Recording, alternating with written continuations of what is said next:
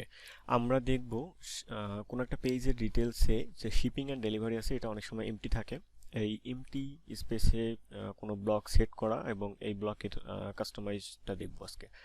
তো আমরা প্রথমে ড্যাশবোর্ডে যাচ্ছি। ড্যাশবোর্ডে যাওয়ার পরে এইচটিএমএল অ্যান্ড ব্লক এই নামটা আমরা দেখতে পাবো। এখান থেকে আমরা নিউ ট্যাব ওপেন করে নিচ্ছি। নিউ ট্যাব ওপেন করে নিয়ে এখন আমরা দেখব যে এখানে শিপিং অ্যান্ড ডেলিভারি নামে একটা নতুন ব্লক ক্রিয়েট করা হয়েছে।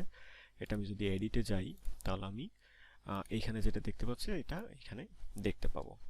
তো এইখানে আমি এই দুইটা রোতে ইমেজ এবং কন্টেন্ট মিলায় একটা ব্লক তৈরি করে রেখেছি। তৈরি করে এখন আমরা দেখব যে এই ব্লকটা আমরা যে তৈরি করলাম এই ব্লকটা কিভাবে আমরা ইউজ করতে পারি।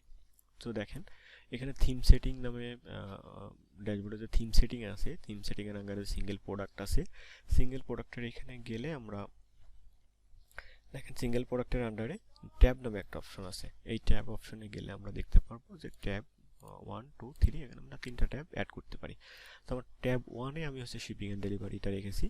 শিপিং এন্ড ডেলিভারি এখানে মূলত কন্টেন্ট টাইপ টেক্সট সিলেক্ট করা থাকে। এখানে আছে এইচটিএমএল ব্লক সিলেক্ট করে দেন হচ্ছে ওই ব্লকটা আমি এখানে সেট করে দিয়ে জাস্ট সেভ দিয়েছি। সেভ দেওয়ার কারণে আমার এখানে এটা ভিজুয়াল হয়েছে আর কি, ভিজুয়ালাইজ হয়েছে।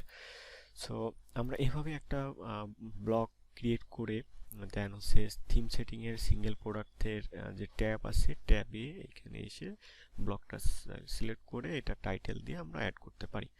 এখানে ট্যাব 1 ট্যাব 2 আমার যদি আরও ট্যাব লাগে আমার ওই প্রোডাক্ট পেজে যদি আরও কিছু অ্যাড করতে হয় তাহলে আমি এখান থেকে অ্যাড করে নিতে পারি।